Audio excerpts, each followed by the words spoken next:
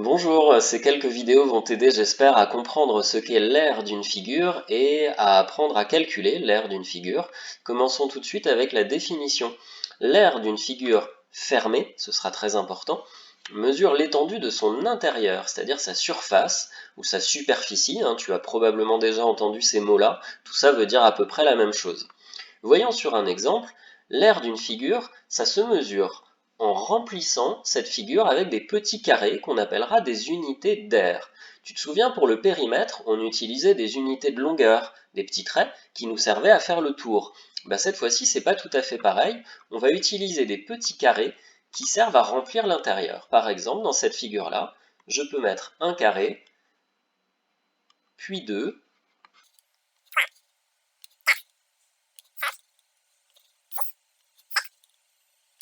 8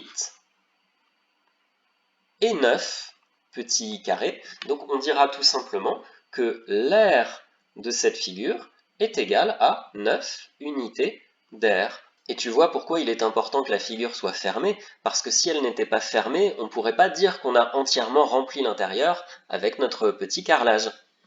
Et de même qu'il y a des unités de longueur à connaître quand on fait des périmètres, par exemple, il y a des unités d'aire à connaître. Voici deux exemples. Un petit carré, t'as compris, c'est toujours des carrés, un petit carré qui ferait 1 mm de côté, on va appeler ça un millimètre carré. C'est logique, un carré de 1 mm, un millimètre carré. Et ça se note avec un petit 2 comme ça, à côté de millimètre, en haut à droite, et ça se lit carré. Donc attention, il ne faudra pas confondre millimètre, qui s'écrit comme ça, et millimètre carré, qui s'écrit comme ça. Ça, c'est une unité de longueur, ça, c'est une unité d'aire. Et qu'est-ce que c'est un millimètre carré? C'est ça, je ne sais même pas si tu le vois, il est ici, il est tout petit en orange, c'est un petit carré, donc qui fait 1 mm de côté. Mais je peux également faire un carré un peu plus gros, de 1 cm de côté. Ceci, ça s'appellera, si tu as compris, un centimètre carré.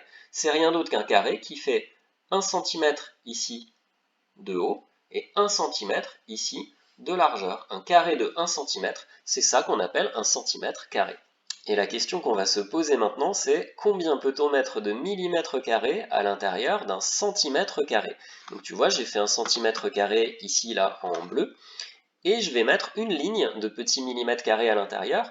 Forcément, je peux en mettre 10, puisque 1 cm de large pour le gros carré équivaut à 10 mm, c'est-à-dire 10 petits carrés que je peux caser à l'intérieur.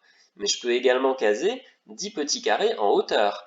Eh bien, s'il y a 10 lignes de 10 petits carrés, je vais pouvoir dire forcément qu'il y a 100 mm carrés à l'intérieur d'un centimètre carré. Et ça s'écrit comme ça. Voilà, un centimètre carré, c'est 10 fois 10 mm carrés, c'est-à-dire 100 mm carrés. Je répète, un centimètre, c'est 10 mm évidemment, mais un centimètre carré, c'est 100 mm carrés. Il se passe des choses un peu étranges avec les unités d'aire. Continuons. Combien peut-on mettre maintenant de centimètres carrés à l'intérieur d'un décimètre carré? Voyons ça en images. Ça, cet énorme carré, je considère que c'est un décimètre carré. Encore une fois, selon la taille de ton écran, ça ne veut pas dire grand-chose. Mais moi, je considère que ce carré que tu vois là fait 1 décimètre carré. Ça signifie qu'il fait 1 décimètre de large et 1 décimètre de haut. Et puis à l'intérieur, je peux caser, comme ça, en largeur, 10 petits centimètres carrés, puisque tu sais que 1 décimètre est égal à 10 centimètres. Mais je peux également faire la même chose en hauteur, comme ça, et tu as déjà compris que je vais pouvoir mettre 100 centimètres carrés à l'intérieur d'un décimètre carré, ce que j'indique ainsi. Mais je peux continuer ça, et dans chaque petit centimètre carré, tu sais maintenant que je peux mettre 100 petits millimètres carrés. Et donc à l'intérieur, je vais pouvoir continuer comme ça, et je vais pouvoir donc mettre 100 fois 100 mm carrés, ce qui me donne 10 000 mm carrés. Donc tu vois que ça augmente vachement vite. Un décimètre normalement c'est égal à 100 mm. Et bien là, avec les unités d'aire, les carrés, un décimètre carré c'est égal déjà à 10 000 mm carrés. Moralité, on va en déduire quelque chose pour le fameux tableau de conversion. Tu connais maintenant ce tableau par cœur, sauf que cette fois-ci, je veux en faire non pas un tableau des unités de longueur, mais un tableau des unités d'aire. Donc j'ai mis ce petit 2 là, ce carré un peu partout, pour dire qu'on est en train de faire du carrelage. L'unité de base, on va considérer que c'est le mètre carré. Donc c'est un gros carré de 1 mètre de côté. Et puis, si tu as compris ce que j'ai montré précédemment, tu vois que cette fois-ci, on ne fait pas x10 ou diviser par 10 pour passer d'une colonne à l'autre, mais que ça va de 100 en 100. On multiplie par 100 ou on divise par 100 à chaque fois. J'ai dit tout à l'heure que 1 centimètre carré, c'est 100 millimètres carrés. Si je remplis le tableau, 1 centimètre carré, pourtant, est égal à 10 millimètres carrés. Donc ça ne fonctionne pas, ce tableau ne fonctionne pas. Voilà pourquoi nous avons besoin d'un nouveau tableau qui ressemble à ça. C'est en fait le même, sauf que tu vois que pour chaque unité, on met en fait deux colonnes. Et cette fois-ci, si je renseigne 1 centimètre carré, je vois bien que je suis obligé d'ajouter 2 zéros pour remplir la colonne des millimètres carrés. Et j'ai bien 1 centimètre carré égale 100 millimètres carrés. On peut également voir ce que j'avais montré précédemment, à savoir que 1 décimètre carré, c'est égal à 10 000 millimètres carrés. Tout simplement, il y aura donc deux chiffres dans chaque colonne du tableau des unités d'air. Deux exemples pour terminer, j'en fais un avec virgule et un sans virgule. Je commence avec 500 cm², dont le chiffre des unités est le deuxième zéro. Ce zéro va donc dans la colonne des centimètres carrés, mais attention, dans la deuxième colonne, la colonne finale, celle qui marque la fin des centimètres carrés.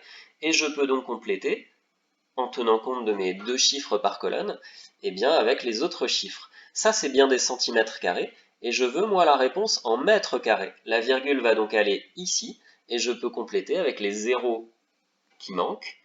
Je peux également barrer ces zéros qui deviennent inutiles, et j'obtiens 0,05 mètres carrés. Deuxième exemple, je vais m'occuper maintenant du 30,2 mètres carrés qui est là. Donc le chiffre des unités, le 0, est une unité qui désigne des mètres carrés. Je vais donc indiquer ce 0 ici. Je peux placer le 3 qui est juste avant et le 2 qui est juste après.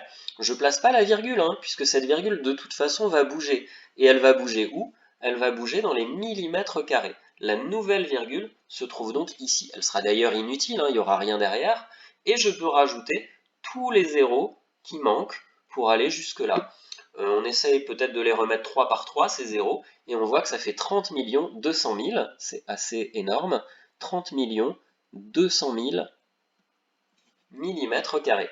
Je te laisse essayer de faire toi-même les autres exemples et les réponses vont s'afficher dans un instant.